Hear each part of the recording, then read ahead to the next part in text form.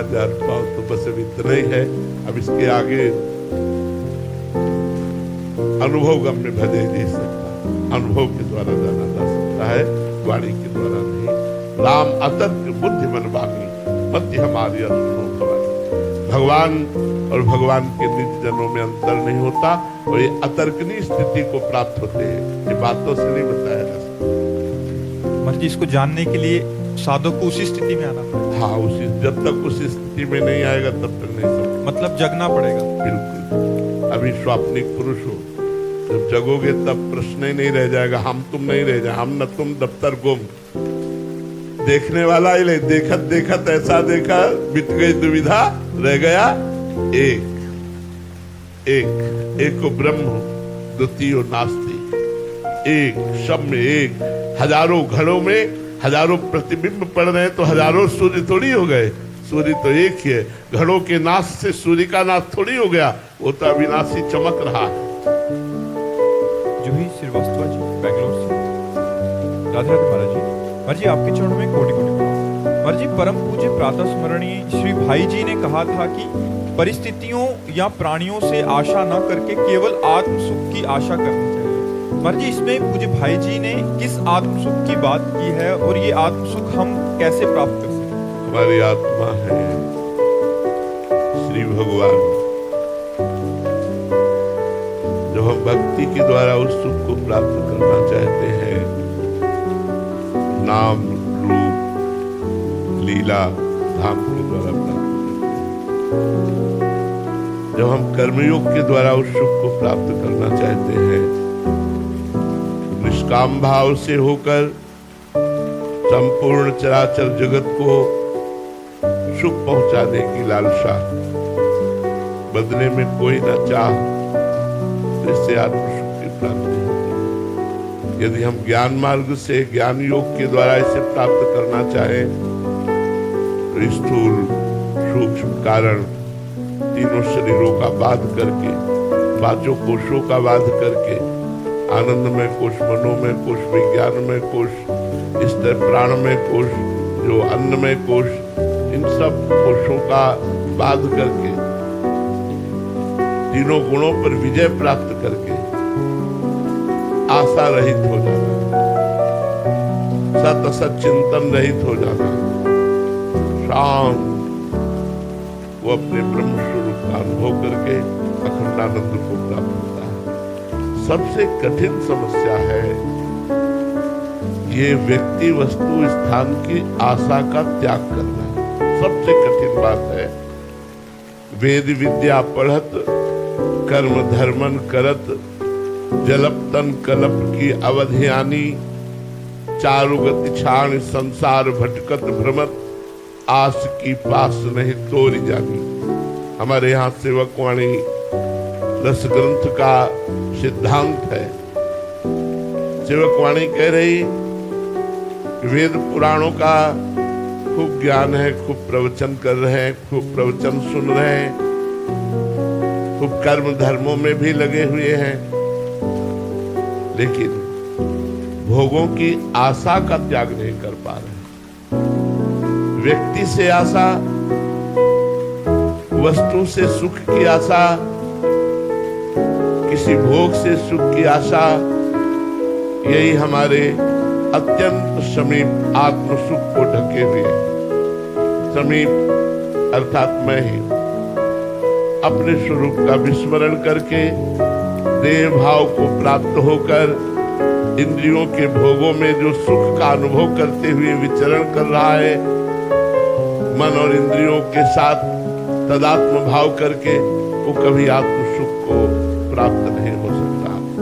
जो अपनी इंद्रिय और मन को भोगों से हटाकर भोगों की आस, वस्तु व्यक्ति स्थान की आशा का त्याग करके कर्तव्य का पालन करते हुए शरीर निर्वाह और धर्म में विषयों का सेवन करते हुए और निरंतर सत चिंतन करते हुए, भगवत चिंतन करते हुए समय व्यतीत करता है, तो असत चिंतन का त्याग होते ही अंतःकरण निर्मल हो जाता है। सम और निर्मल अंतःकरण में ही आत्मस्वरूप का अनुभव होने लगता है। जहाँ सम हुआ, निर्मल हुआ, तो ममत्व हटा, अपने स्वरूप का अपने आप में अनुभव होने लगता है। अपार सुख स्वरूप हमारा है, सुख राशि है, चेतन अमल सहज सुख राशि। पर किसी एक मार्ग का अवलंबन ले, चाहे भक्ति योग या कर्म योग या ज्ञान योग, और आचार्य की शरण होकर, गुरु की शरण होकर, उनकी आज्ञा के अनुसार साधना की जाए। संयम यह न विषय के आशा, सदगुरु वैद्य वचन विश्वासा। संयम यह न विषय की आशा, ये बहुत बड़ी बात हम कह रहे हैं। विषय की आस की पास नहीं तोड़ पाते बड़े बड़े साधन करने वाले। वस्तु से सुख की आशा, शरीर भोग से सुख की आशा, रुपए से सुख की आशा, मान प्रतिष्ठा से सुख की आशा, इसे नहीं तोड़ पाते। और जिसने गुरु कृपा बल से इसे तोड़ दिया, वही आत्म सुख को प्राप्त होता है। आशा ही परमम दुखम नैराश्यम परमम सुखम। ये आशा नहीं टूट रही, नहीं टूट रही।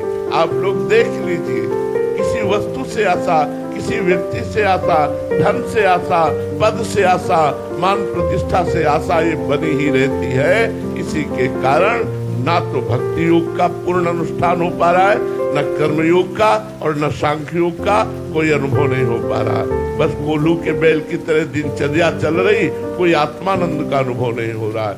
इसलिए हमारी प्रार्थना है, यदि आत्मानंद, भगवदानंद, परमानंद, विज्ञानानंद, प्रेमानंद, ये सब उसी परमात्मा आनंद के नाम है, ये प्राप्त करना चाहते हैं तो पहले भोगों की आशा का त्याग कर दे।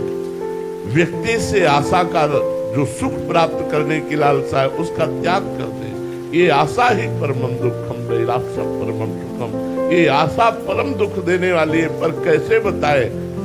ये मन मानता ही नहीं, बड़ा हठीला है और भोगों की आशा कर बैठता है।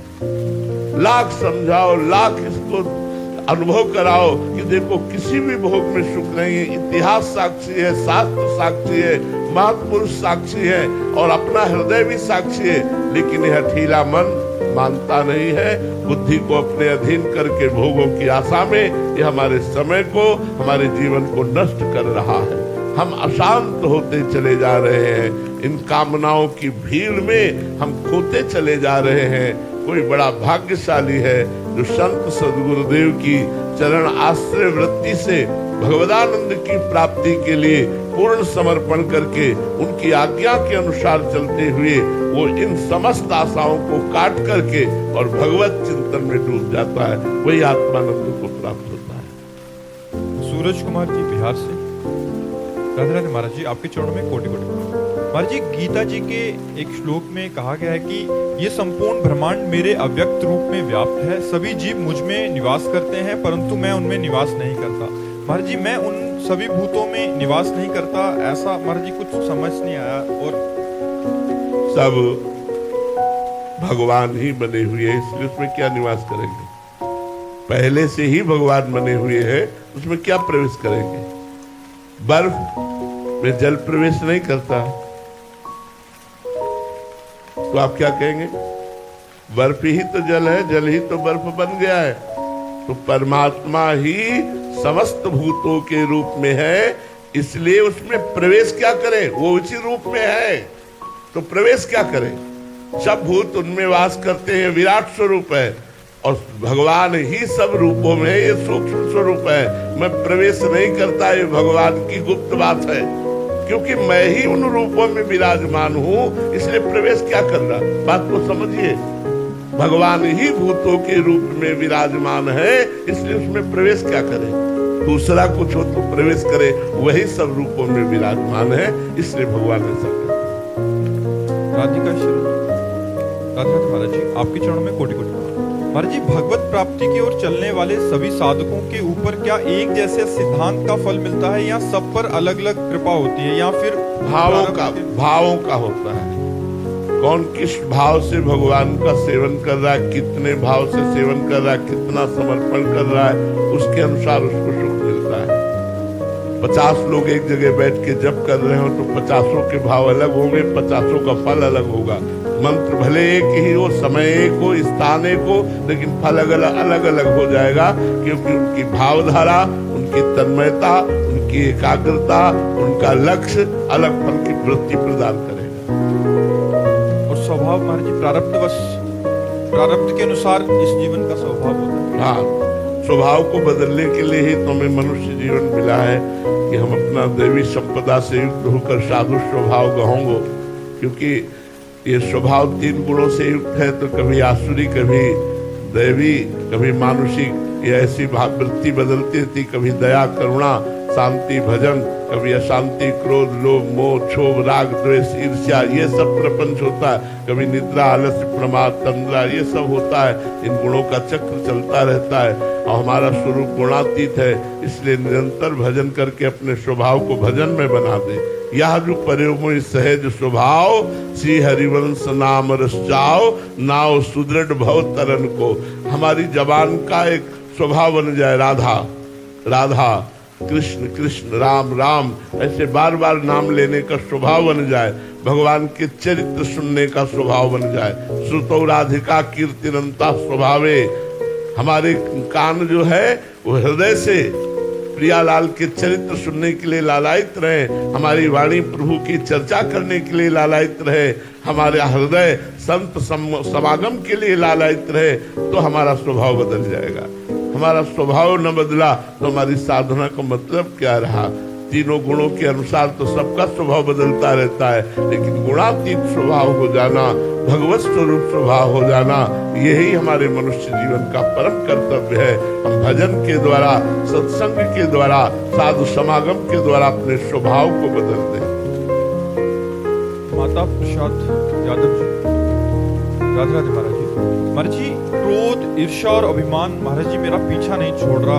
आपके बताए हुए प्रकाश के माध्यम से चलने का प्रयास भी कर रहा हूँ, लेकिन महाराज जी आगे बार बार गिर जाता हूँ। हाँ देखो, क्रोध का मूल क्या है? काम।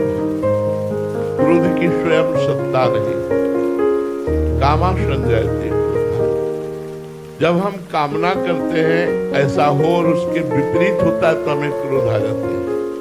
हमें चाहिए कि जोई जोई प्यारो करे सोई मोहि भावे।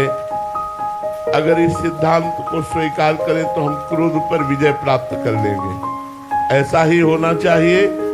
नहीं, मेरे प्रभु जैसा चाहते हैं वही सोई जो राम रचि राखा, को करी तर्क बढ़ावे शाखा, अस कही जपन लगे हरिनामा। यदि हम जहां हमें क्रोध आ रहा है उसे विचार पूर्वक देखें कि मेरे भगवान के द्वारा किया हुआ विधान है और ये विधान मंगलमय भगवान के द्वारा है, इसलिए मेरा परम मंगल होगा।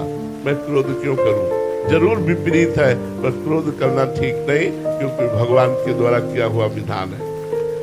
ईर्ष्या मेरे से बढ़ा जा रहा है आगे, मत्सरती, मत्सरता ये बहुत गंदी चीज है। ये अपनी भी हानि करती है और दूसरे की भी हानि करती है, इसलिए नहीं, ईर्ष्या मत करो। जितना तुम्हें भगवान दिया है तुम्हारे प्रारब्ध के अनुसार दिया है, तुम्हें जो चाहिए वो भगवान से साधना करके मांगो, आराधना करके मांगो। किसी पे ईर्ष्या क्यों करो? सब में भगवत बुद्धि धारण करो और लोभ नाम का बढ़ाओ। आज 10,000 जपा, आज 15,000 जपा, आज 20,000 जपा, तो धन का लोभ नष्ट हो जाएगा और भगवदानंद की प्राप्ति होने लगेगी। इसलिए क्रोध को शांत करने के लिए मंगलमय भगवान का विधान मानो, ईर्ष्या को शांत करने के लिए सब में भगवत भाव करो, लोभ को शांत करने के लिए खूब नाम जप का लोभ बढ़ाओ, बहुत आनंद आ जाएगा।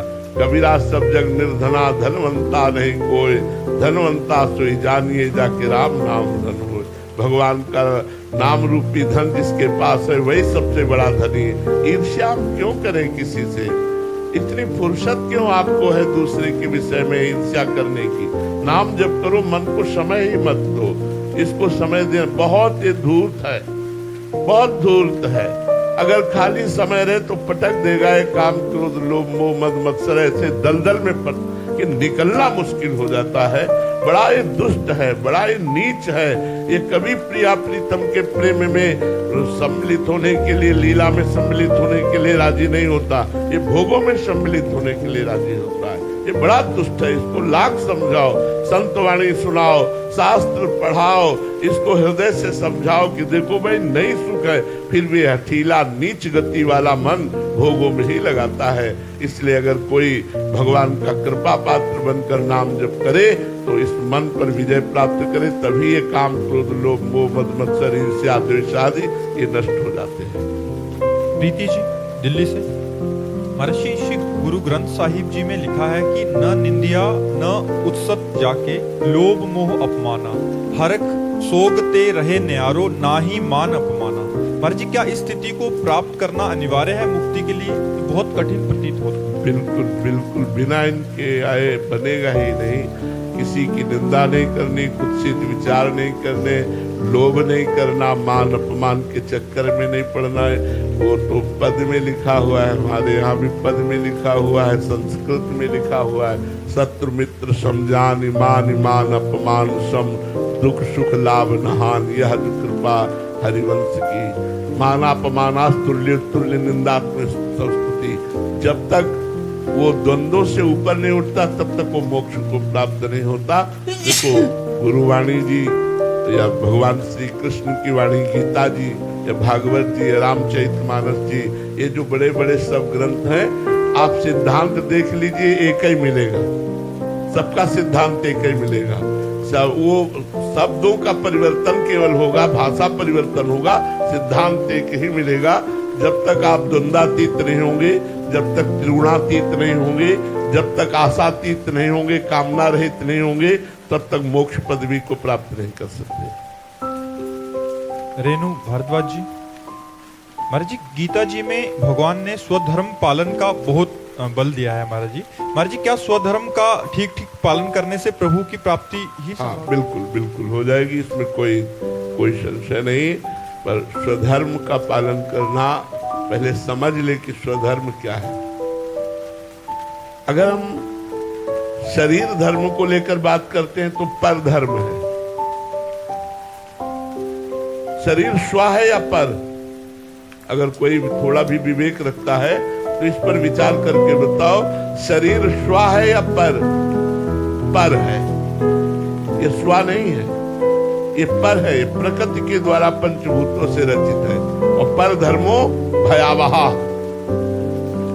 पर धर्मो भयावह, इसीलिए आप भय को प्राप्त होते, मृत्यु को प्राप्त होते, दुख को प्राप्त होते, संशय को प्राप्त होते, संकट को प्राप्त होते, बंधन को प्राप्त होते, क्योंकि पर धर्म में है, स्वधर्म में नहीं। स्वधर्म क्या है?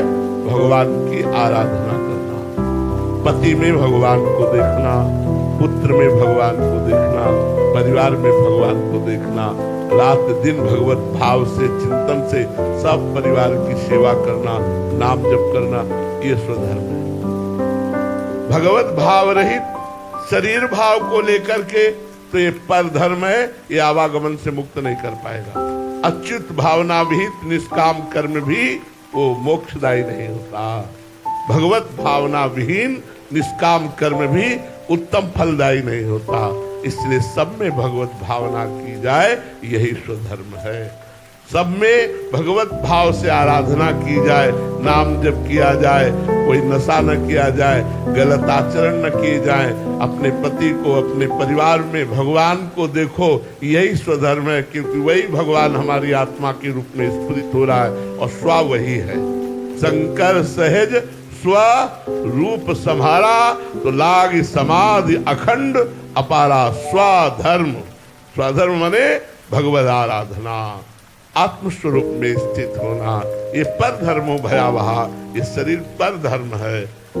हम भगवान के दिव्य अंश हैं और जो भगवान का अंश है वो पूर्ण है, क्योंकि पूर्ण का अंश भी पूर्ण नहीं होता है। इसलिए हम परमात्मा स्वरूप हैं और परमात्मा स्वरूप में स्थित रहना ही स्वधर्म है। शरीर धर्म में स्थित रहना पर धर्म है। ये बात अध्यात्म से मैं कह रहा हूं। नितिन जी होशंगाबाद से, राधे राधे महाराज जी, आपके चरणों में कोटि कोटि प्रणाम। महाराज जी मेरा प्रश्न है कि काशी में महादेव जी को देखकर और काशी के घाटों को देखकर किसी को वैराग्य चढ़े तो बात समझ में आती है, क्योंकि बाबा जी का स्वरूप ही सन्यासी वाला है। लेकिन महाराज जी वृंदावन में आकर और प्रिया प्रीतम को देखकर किसी को घोर वैराग्य आ जाए, ये बात महाराज जी समझ के बाहर की है। सही पूछो तो काशीनाथ को भी यहाँ वैराग्य हो जाता है। काशीनाथ को भी यहाँ वैराग्य हो जाता है। गोपी बने हुए, गोपीश्वर बने हुए वृंदावन में विराजमान है। जो प्रेम है ये समस्त राग नष्ट कर देता है। देखो, थोड़ी सी मलिन झांकी, निर्मल झांकी नहीं कह रहा हूं, मलिन झांकी, प्रेम ना होकर के वो राग है, पर उसका स्वरूप देखो। संसार में उसे प्रेमी कहते हैं, पर उसे राग कहा जाता है, प्रेम नहीं कहा जाता। उसे कामासक्त चित्त को राग कहा जाता है। एक लड़की एक लड़का दोनों थोड़ा सा राग कर लेते हैं। अब उनके मिलन में बाधा पहुंचने लगी, दोनों अपने अपने परिवार को छोड़ देते हैं। अब उनके परिवार भारी विरोध में उतर गए, दोनों अपने प्राण छोड़ देते हैं। सुना है नहीं सुना? एक लौकिक राग में इतनी ताकत है कि दोनों अपने परिवार को छोड़ दिए, दोनों अपने प्राणों का भी त्याग कर दिया। इतना बड़ा वैराग्य, इतना बड़ा राग त्याग कि दोनों ने एक साथ जहर खा लिया। फिर ये तो प्रेम देश है, ये तो प्रिया प्रीतम का प्रेम देश है। यहाँ वैराग्य हो जाना कोई बड़ी बात है क्या? वृंदावन में वैराग्य होना बड़ी बात नहीं, क्योंकि प्रेम समस्त रागों का नाश कर देता है। प्रेम जिसके हृदय में उत्पन्न होता है, उससे जैसा वैरागी कौन होता है? गोपियों जैसा वैरागी कौन था?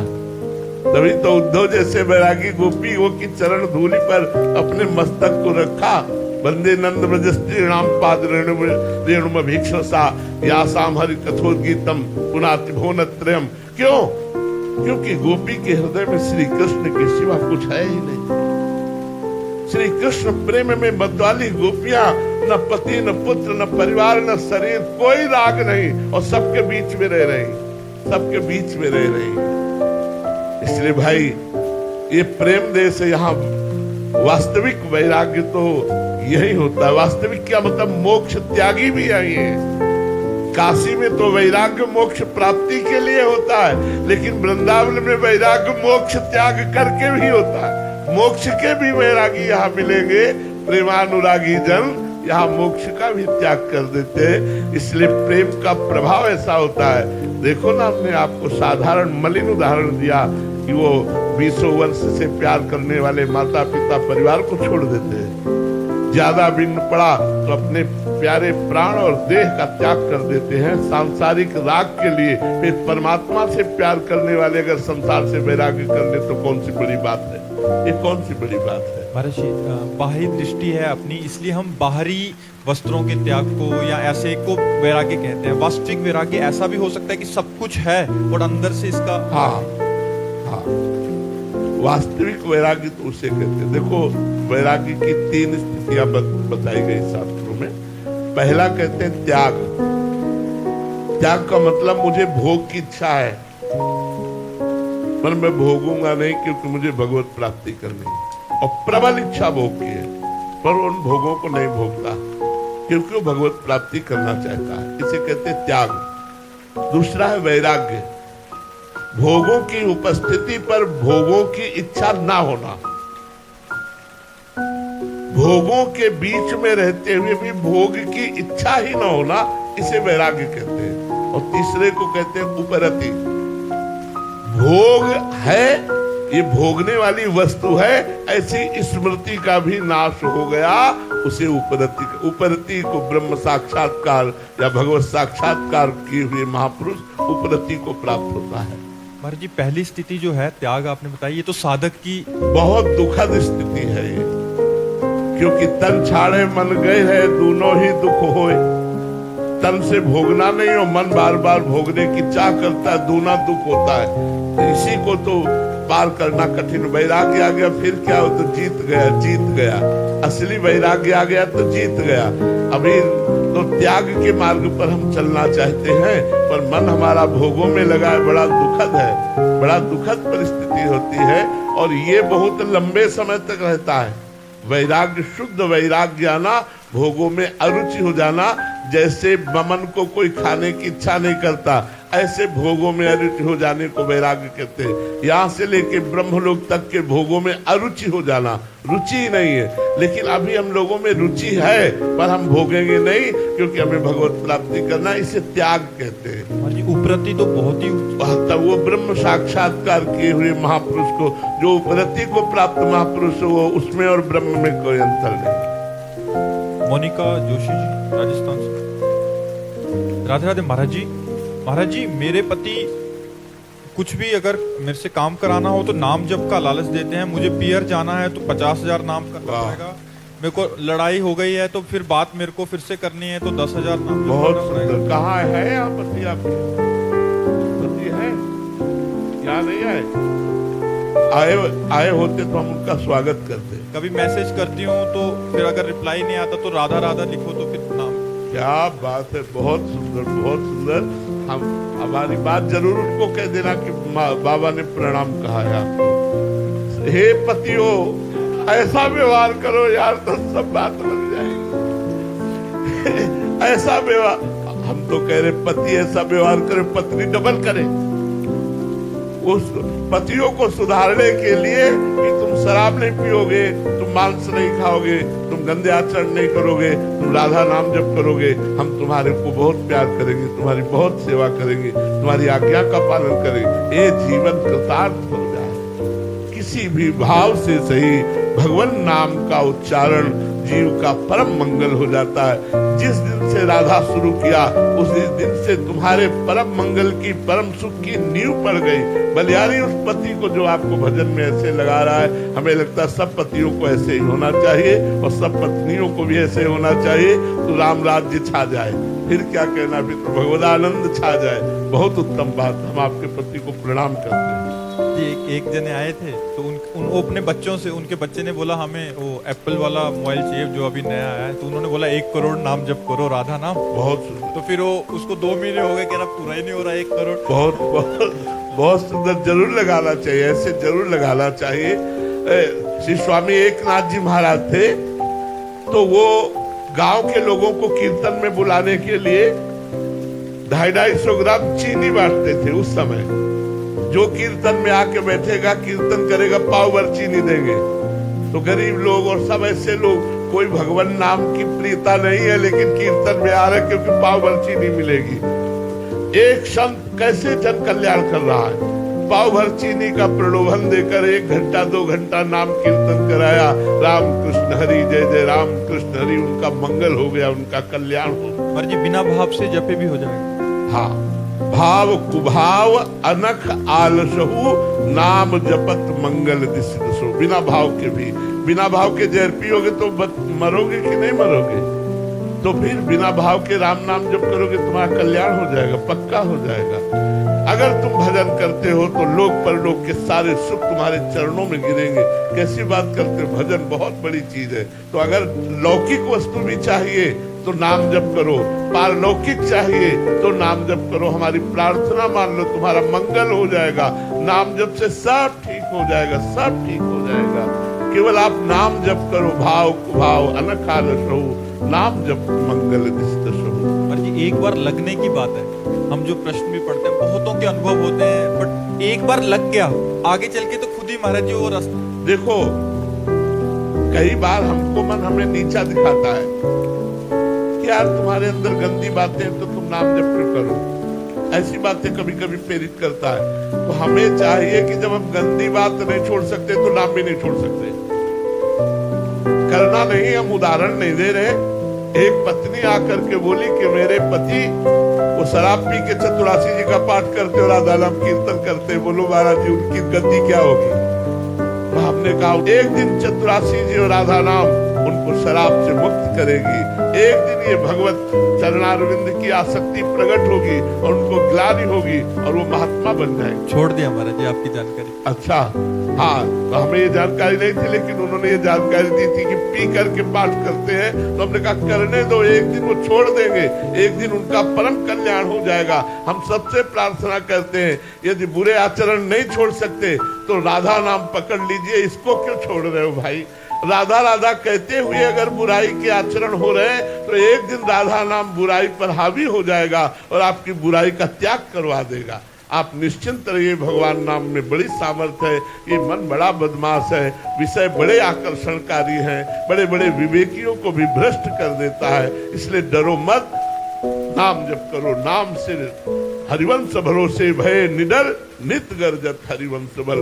नाम बल ये आपको आगे बढ़ा दे। कुमार जी बहुत अच्छी बात बताई, क्योंकि अभी 3-4 दिन पहले एक जने आए थे, वो कह रहे थे कि हम तम्बाकू खाते हैं बट हम राधा नाम भी करते हैं। तो आपकी यही बात याद आके उनको ये बोला था कि आप करते रहिए, धीरे धीरे अपने आप ही ये सारे। हमारे सैकड़ों अनुभव हैं। एक वृद्ध आए थे, वो एक डिब्बी सिगरेट पीते थे और उन्होंने कहा मेरा भरपूर मन है भजन करूं, पर मेरा मन कहता मैं बहुत गंदा हूं। तो महाराज जी क्या आप हमें शिष्य बनाएंगे? तुमका पहली ईमानदारी को आपके हम नमस्कार करते हैं कि आपने सच्चाई रख दी। वो वृंदावन अखंडवास कर रहे हैं, एक भी नहीं पीते, सब छोड़ दिया। अगर हम पहले ही दिन कह देते कि हम तुम्हें दीक्षा नहीं देंगे क्योंकि तुम सिगरेट पीते हो, पहले सिगरेट छोड़ के आओ, तो कभी ऐसा नहीं होता। हमने उनको अनुमति दी कि आप जो डिब्बियों के डिब्बे पीते हो धीरे धीरे कम करो। देखो व्यसन, अब जैसे कई बच्चे ऐसे हैं जो हॉस्टल में, कई ऐसे सर्विसमैन हैं कि उनकी व्यवस्थाएं नहीं है, उनको भोजन में प्याज लहसुन खाना ही पड़ता है, नहीं तो जिए कैसे, व्यवस्था ही नहीं है। तो उनके लिए व्यवस्था बताई कि आप थोड़ी किशमिश खरीद लो, ठाकुर जी को भोग लगा दो, और जब आपके भोजन में वो जो भी पड़ा हुआ है उसमें आप किशमिश का प्रसाद डालकर जय राधा वल्लभ लाल की कहो, वो प्याज लहसुन आपकी बुद्धि भ्रष्ट नहीं कर पाएगा। लेकिन आप नाम जप करो, भजन करो, चाहे प्याज लहसुन भी खा रहे हो तो भजन करो, भजन छुड़वाएगा तुमसे, भजन तुम्हें निर्विकार करेगा। वो घोर तमोगुणी है, इसलिए हमारे अध्यात्म मार्ग में उसे बिल्कुल निषेध किया गया है। घोर तमोगुणी है। लेकिन जिनके पास ऐसे व्यापार है, ऐसी नौकरी है, ऐसे हॉस्टल में बच्चे पढ़ते हैं कि जिनको भोजन ही वही मिलता है रसोई से, अब वो कहते हैं भजन नहीं करेंगे तो जीवन बेकार हो जाए। लेकिन इस पद्धति से खाओ, अब ठाकुर को भोग लगा लो किशमिश का, और उसमें प्रसादे सर्व दुखा नाम हानिरस्यों को जाते। एक बूंद गंगा जल में यदि एक टैंकर पानी डाल दिया जाए तो उसे पूरे को गंगा जल ही कहा जाएगा, इसलिए प्रसाद स्वरूप हो जाएगा। भजन करो, खूब भजन करो, खास बात भजन करना है। भजन करोगे सब विकार नष्ट हो जाएंगे, मंगल हो जाएगा। भजन नहीं होगा, ये छोड़ो, विकार छोड़कर भजन करे कभी नहीं कर पाओगे। भजन करोगे तो विकार छूट जाएंगे। इसलिए गोस्वामी तुलसीदास जी ने एक सिद्धांत रखा, बिगड़ी जन्म अनेक की अब ही सुधरे आज। पहली बात कोई राम को, फिर दूसरी बात नाम जप, फिर तीसरी बात तज कुसुमार। ये गंदे आचरण छोड़ने की बात पहले नहीं कही क्योंकि छूट ही नहीं सकते। पहले भगवान की शरण में आओ और नाम जप करो, फिर ये गंदे आचरण अपने आप छूटने लगेंगे, तुम्हारा हृदय जलने लगेगा। आज के बाद नहीं करूंगा, प्रभु मुझे क्षमा करो, ऐसा हृदय में पश्चाताप होगा और आप छोड़ देंगे। श्री राधा वल्लभ लाल की